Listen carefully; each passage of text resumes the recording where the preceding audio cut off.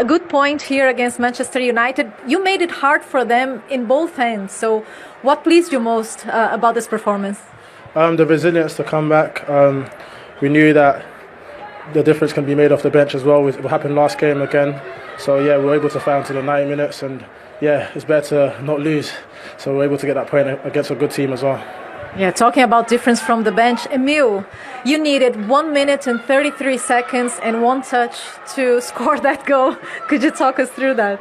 Yeah, it was all really quick, to be honest. I know when Alex gets the ball, I know his trademark cross, So, I knew where he was going to put it, and I just had to make sure I was there at the right time. Did you see his movement? And I trust him to get onto the ball. We kind of got used to seeing players coming from the bench and making a difference in this team. How do you think you guys keep this competitive level so high? Because you don't have a large number in terms of squad. I think it starts from training, We're very competitive in training, and, I think it comes from there. We want to score goals, we want to contribute to the team, and we know when we come off the bench we have to work hard and try and score, so yeah. And Alex, you kept putting yourself in good positions throughout the game. What helped you the most to find this position, especially to play through Man United's midfield? I had trust in whether it was going to be Cesc or Jedi or Anthony Robinson coming on the pitch to push on high, and it allows me to go in that pocket. It's something we worked on in training and we're able to execute in the match. I mean, we knew that we'd be able to get behind their two midfields and the three centre-backs wouldn't want to jump, so we exploited that today. And Emile, of course, you had a tough season last season with injuries. So what are your expectations for this one? I think just to stay fit, get consistent minutes on the pitch, give my all for the team, and hopefully we can start winning games as well. And what would be a good season for Fulham, Alex? To get more points than we did last season. I mean, we broke the record, so we aim to break it again and hopefully challenge for a European spot. Emile, well done for the goal, but please do the honours for player of the match. Yeah, bro. Thank you, my guy. Appreciate you, bro. He scored the goal, but Alex Iwobi set him up his player of the match today. That goal will probably do the world of good for Emile Smith Rowe, especially confidence-wise. Yeah, he would have hoped before the game that he was going to be starting the game. He didn't. Josh King played in his position, which for any player, it dents your confidence slightly. So when you come on, have an impact. They all did, to be fair. I think that's what the players do under Marco Silva. They have an impact. They don't sulk. And the best thing you can do when you come on is have an impact in the game. If you have an assist or have a moment, or especially if you can score and get your team a point, it'll do him the world of good. And he can knock on the manager's door then saying, I'm ready for the next game. Start me. I'm ready.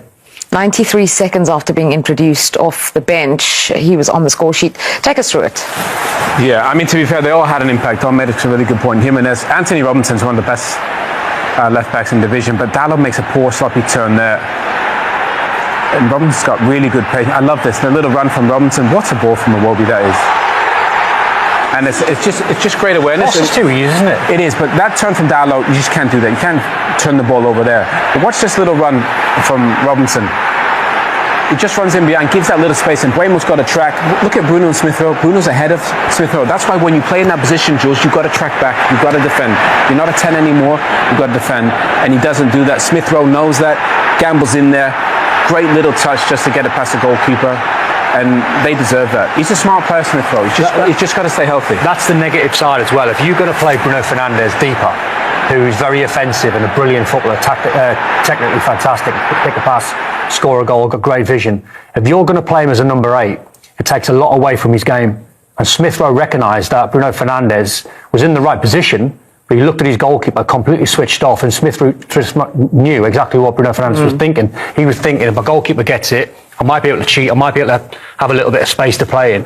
And it cost him because he didn't track the runner. That's what you get when you drop a number 10 back into a number 8 position. It's difficult for them boys because they're so offensive. As you mentioned, and we were just showing you there, that 17 last season and now up to 19 since the start of last season. That's goals scored by substitutes for Fulham. They clearly have a knack for it. How does Marco Silva do it? What do you think? Well, that's why the owner said, I'm not going to buy you any more players because you've got so many good ones coming from the bench. I mean, that's an amazing stat. Having the opportunity to bring players from the bench can impact. We said before, what they had, Traore, Jimenez, Harry Wilson had a big impact on the game. They've got Robinson, I think, is easily one of the best left backs in the division. He looked fantastic when he came on. So they have options, and that's a huge plus. That's an ability. Oh, unbelievable. Yeah, well, Friday I was the worst. Our manager used to name the team on a Friday, and wasn't it? I sulked all Friday night. because that's what can happen. But then you get your head on and then you have an impact or try to because of your teammates on a Saturday. So it's a skill from a manager when you're picking a team and picking a squad to make sure the most important guys are the guys on the bench ready to go when they get brought on. The 11 takes care of itself. Once tactically you put them in the positions and the games that they've played in, it's the skill to having the guys on the bench with the right attitude, and that's what he's got. Yeah, fascinating point made by you there. Of course, skill from the manager and that equaliser, wonderful. We've gone through it. But let's look at the goal from Manchester United that gave them the lead. And given what we'd said about the goalkeeper, their goalkeeper and corners, actually interesting they scored from a corner. Well, first of all, it's a fabulous ball in from Bruno. He puts it into an absolute perfect area. But that looks like a push from Euro on Bassi, because in the end, that space that he creates, which is probably a yard, I know it's not a huge push, it's a yard. It's a yard, and allows Euro to get a free header. Obviously, it takes a deflection of Muniz, I think, and he ends up being an own goal because it's probably going wide. But that, I think, at any level of football is a push. And I think Don made a really good point at halftime about the penalty. Consistency is the most important thing. Just whatever you're going to blow, just be consistent about it. We'll see that given and we'll see it not, and I think that's a frustrating thing. See, we had a little bit of fun with the manuals before, but I'd be fascinated to see why the referee, why they haven't come up with any other conclusion that's a foul. If they say insufficient push to try and create that half a yard, they're wrong. Because Euro clearly pushes. We've all done it. We've been on the end of it when someone pushes in the back. It knocks your balance. It knocks your positional out by a yard. We've also been an offender where you push someone in the back to try and create half a yard. That is 100% a foul from Euro. There's not even a debate. It can't be any other than a Fulham free kick. The official word is no significant impact. It's not true. How can that be true? You see, Bassi's a strong boy. He gets pushed in the back. It knocks him a yard. It takes something to knock Bassi a yard. Yeah, I don't know. Can't be. I mean, it looked like a push to me, but they're getting paid to make decisions. They didn't see it that way. But again, consistency is the most important thing. It looked like a pretty obvious push, even though it difficult for the referee to spot. But that's when you have to lean on your VAR team. Yeah, but there's 5 of them. I mean, well, I think the reason why we're kind of harping on that point is because of what happened in the first half and the way that Fulham conceded a penalty for a same kind of similar offence. Yeah, a bit of wrestling, a bit of dancing, strictly come dancing, a little bit of. There was a lot going on. I mean, from that angle, you don't really see it. But Bassi just kind of grabs Mason Mount, and there's probably no real need for it. But then Mason Mount grabs Bassi as well. So the consistency things happened in the same game. If you're going to give a foul for that, you have to then give a foul from Lenny Yoro.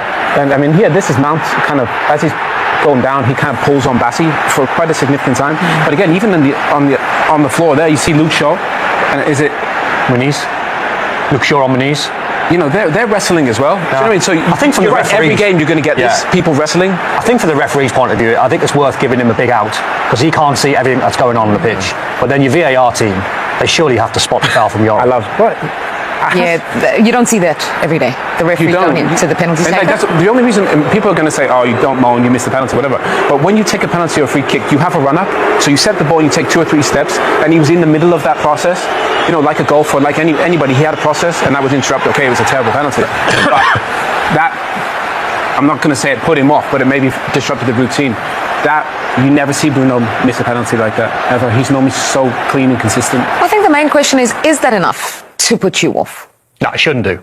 Well, it will for a second, but you would have thought he's experienced when he's 30 years old. He would have he went back to the ball because he wanted to reset the process. So you would have thought with his experience he would have reset, but he obviously, he wasn't thinking. The ref just not looking. He doesn't see Bruno. And whenever have you seen Bruno Fernandes go for power on his penalties? He's normally cute. But see, now he goes back to the ball because he wants to reset again. So I think the best analogy, if you think of it from a golfer's analogy, once they hit a bad shot, they reset straight away. And Bruno didn't, because he didn't go back to his normal routine. I still expected Bruno to score, but the last technique I would imagine from him is trying to see and whip one into the stanchion. He's normally very calm. He has eyes on the goalkeeper. He has eyes on the ball. He knows where the goalkeeper is. His peripheral vision sits him down, slots it either side. So whether he was talking to the referee at the start of the second half. Remember, probably saying something about that. I guess we'll never know. What we do know is that we will get more. Ruben, you looked frustrated during many moments in the match. What frustrated you the most about the performance? No, it was. I think we can do better, but we are putting the effort. So that is the most important thing for me.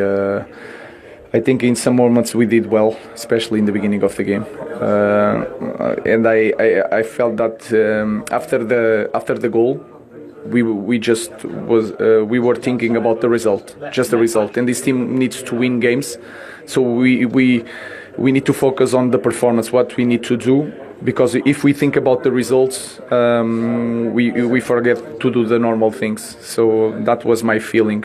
We were okay until the goal. We scored a goal, and we should do the opposite. So have more possessions, push more the opponent, and I think we were not smart in that moment.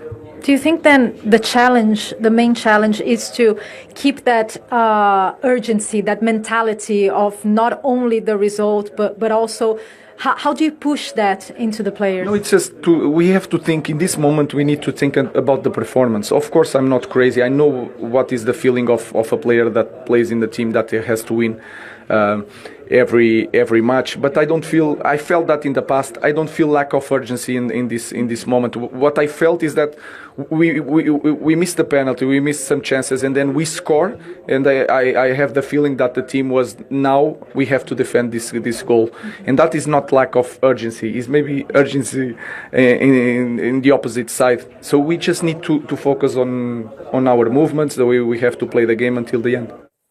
What stands out for me from that interview is that he said they scored and then he felt as if they felt, the players, that they need to defend that lead.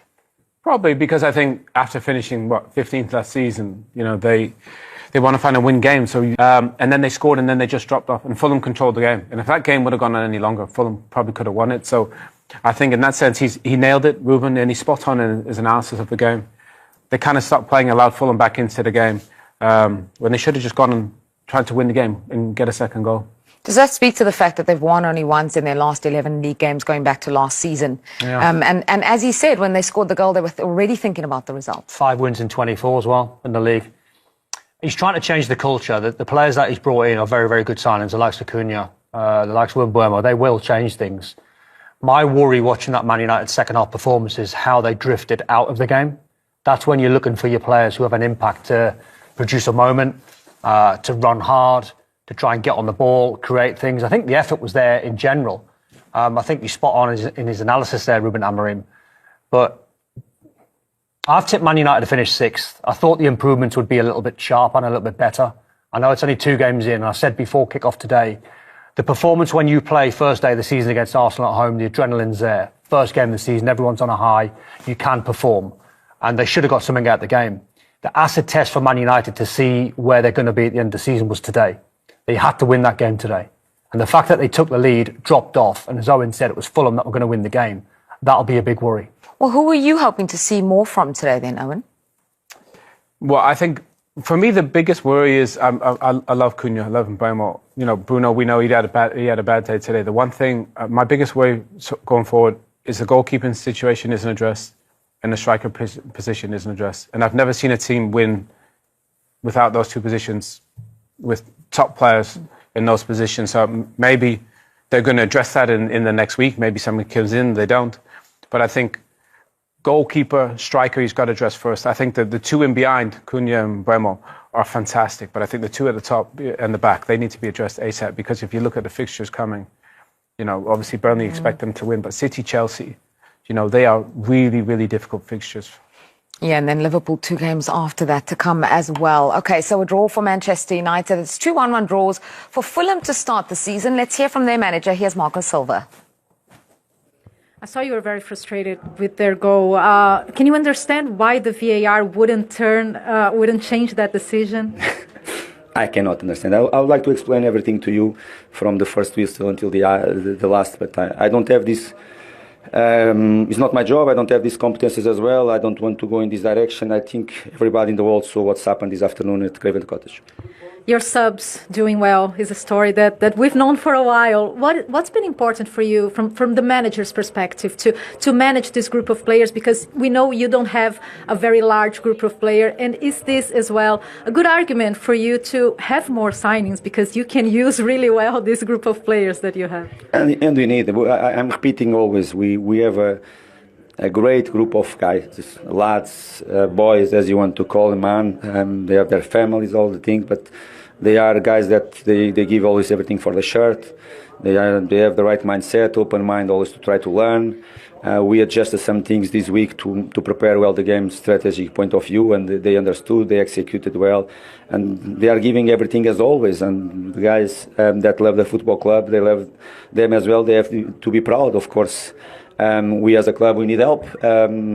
Myself and the players, they need help, and they need the new signings to give different conditions for us, to give different solutions at the end, to give more, to have more competitiveness every single day, because just in this way you can grow. But as you mentioned, the players that they came in, they were brilliant again. Last week was the same. Last season was the story of our season 2.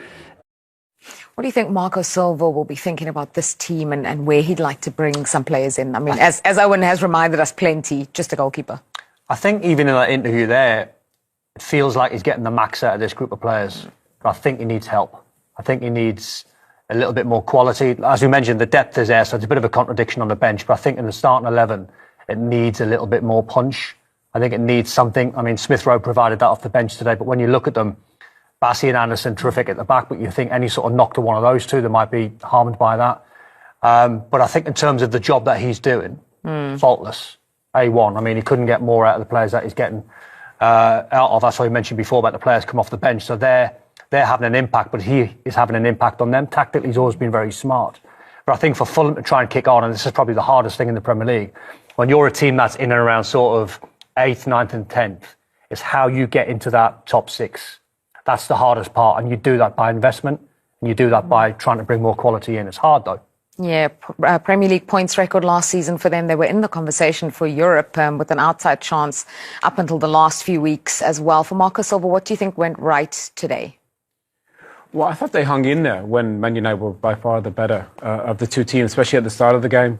And as the game kind of grew on, I thought they grew into the game. I thought the subs played a huge part in that. So I think he'll be quite proud and confident, because I thought at the start of the game they looked very